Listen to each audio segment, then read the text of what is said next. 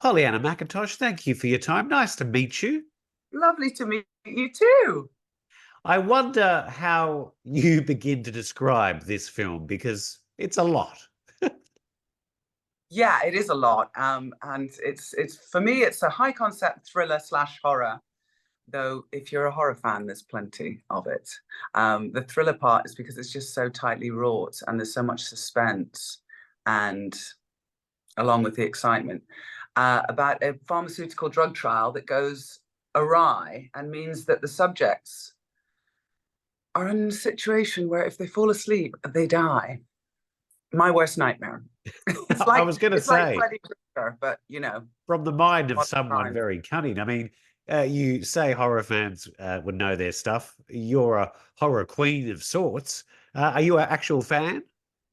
Yeah, I was very much a scaredy cat of a lot of horror, but then being in more horrors meant that I got to watch more independent horrors, and I just couldn't stop. So yeah, I'm definitely a fan. When I was younger, I think my favorite horror film was The Shining, Of and course. then it became Rosemary's Baby, and The Wizard of Oz kind of is a horror for me as well. So I'd say was in there. I was terrified of that witch when I was a kid, um, and the monkeys. Uh, but yeah, but big studio horror, I'm often disappointed by, so I tend to go for the indies a bit more. And I guess when you read this script, can you see how horrific things are going to turn out? Again, I don't want to give too much away here, Hmm. but like I can't imagine. I mean, I love film and I get to see a lot of it and talk to people like you and stuff like that. But I can't imagine sitting down to 1,000-page wad of paper and imagining how scary something would turn out to be. How do you get your mind around that? That's a really good question. I guess because it's so second nature for me now, I think. And it's about all the elements, of course, that are bringing it together. So it's about the team as well. And so the script is strong and I can see it working. Then sometimes it's about talking to the director and checking whether their concept for making it is going to work. But if it's a director you already know that you can trust and you may have seen their work already, then you've already got them in mind when you're reading. So that's really cool. And with Ian Hunt Duffy on this one, I knew that he'd worked with a friend of mine, so I got to speak to a friend and see how their experience was working with him. I got to see a couple of his shorts that he'd made before through that same friend, and so I could see this was a filmmaker with real purpose. And of course, having watched the film now, I'm sure you'll agree, like the team is amazing how it's brought together. Everyone from the original writer, from Dara, and then Narian, our DP, and then Steve, our art director. Of course, makeup and costume and hair as well, phenomenal. And just the casting's been so brilliant. So it really came together. But when I was reading it, I could already tell that they were smart people, because the script was just so well written and the characters were so truly diverse and truly individual from each other. So when everyone's got a different voice, that's a really, really good sign that you're working with good people. And you play a doctor. I don't think you've Yeah, played a doctor before. that's a good point. I don't think I have played a doctor before. Yeah, it's my first doctor. Oh. Did you have to find somewhere, to Oh find yeah, I that went doctor? through complete medical school in about 2 weeks, and now if you're ever unwell, just come to me. I don't know whether I do want to come to you, without giving too much away. You know, you might not be the best doctor to add to my GP list. You talked about how you knew this film would come together well. It came together in Ireland. We're very proud. Mhm. In Dublin and Limerick. What was it like making a film in Ireland? Gorgeous. I love Ireland so much. I live there now. I moved there after having done Vikings Valhalla. I did 3 seasons of Vikings Valhalla for Netflix and got to be brought there from LA for that and thought before I even arrived, wonder if I might be moving to Ireland now because Really? I'd done a couple of movies there before. I did Love Eternal about 12 years ago, and I did um, Let Us Pray, another horror. Both of those are horrors as well. There about 10 years ago, and became great friends with Liam Cunningham from Let Us Pray, and great friends with Connor Barry, who's the producer of Love Eternal. So yeah, I already had good mates there. And actually, in a horror movie feature that I wrote and directed called Darlin, which we shot in the States in Baton Rouge, Louisiana. My two female leads in that were both Irish, Nora Jane Noon and Lauren Canny. You're pretty much Irish now yourself, then. Yeah, go on, I'll take it. Thank you. And you know what happens when you know one Irish person, you know another 13 others. I mean, Liam Cunningham listens to Radio Nova. He Oh, works cool. out in a gym listening to us every morning on Radio Nova. And Oh, I we used to get work text out at that messages gym from Liam too. telling us what music we should be playing and what shouldn't we be playing. That's so funny. Yeah, I used to work out with Paul Byrne as well. Yeah, Yeah. Paul is Yeah. the celebrity guru, workout fitness man to the stars. One of the nicest men in the world and knows everybody and couldn't do more to help people. He's just gorgeous. If only I could get my colleagues, PJ and Jim, into the actual workout zone. They need a bit of work, Oh dear. Oh dear. I sense this is a common theme. yeah, yeah, yeah. Defend themselves.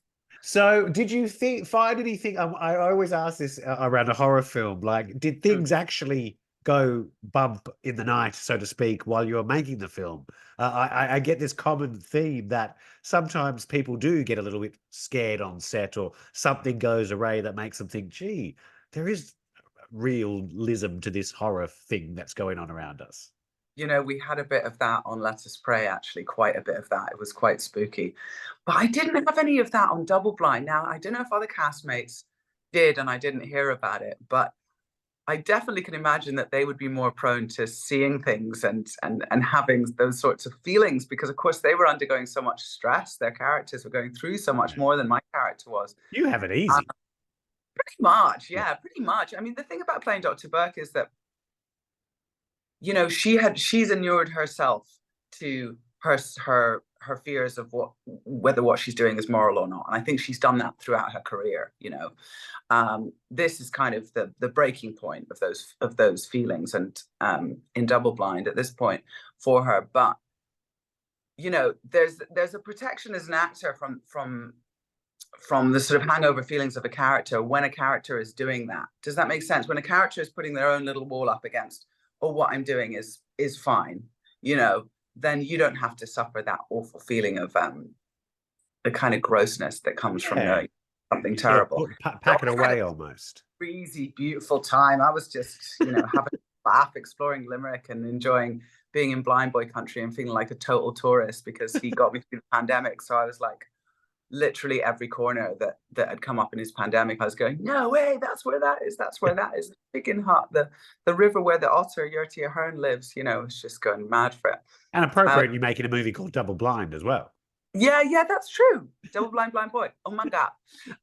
And we also had a great time hanging out with the cast and going out and, you know, exploring the place and being out on the balconies at the hotel and kind of getting to know each other. You know, it was pandemic times, so we were still very much under COVID restrictions, so we didn't do too much going out. But there was the compound a real place, or was that all studio? Or that was one brilliant location that was made for us, although it wasn't made for us, if you know what I mean.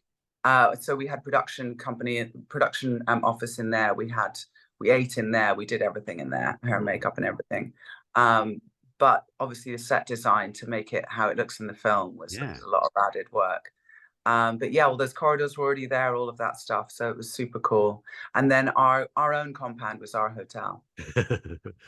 Lastly, you have one hell of a killing scene in this movie that you are, again, don't want to give too much away, you kind of are part of the reason the killing scene happens in a roundabout way. And it's kind of the bloodiest thing I've seen in a long time. I mean, you are a horror queen. You've done some great horror films. I mean, this comes pretty close to one of the goriest things I've seen in a long time. How about yourself? Yeah, I think that the gore work was done so well. Madonna Bambino is head of makeup, and Roisin Condon was her right-hand key. And you know, sometimes because I've done so many, like you say, sometimes I'll be watching just to make sure it's kind of going okay, you know. And I'm like, is it gonna work? Does it look right? Does it, you know, is it doing its job? There was none of that on this. I just admired their work and just went, you guys know exactly what you're doing. And it made it a lot more fun for me as well to get into it. Yeah, I really like the blood work on it. I really like the gore. And I think I'm trying not to give really anything away at all, any spoilers from the film. Yes. But there's a moment where, yeah, no, I can't say it. Yeah, It was fun. I liked the gore, and I thought they did a really great job. That's all I'll say. Well, thank you for getting gory. Thank you for giving us a fright. Thank you for making sure I never book a Dr. Burke to see in my life. Thank you for Double Blind. It was loads of fun and loads of scares. It was great to meet you, Pollyanna. Great to meet you too. Thanks so much. Hope we meet again.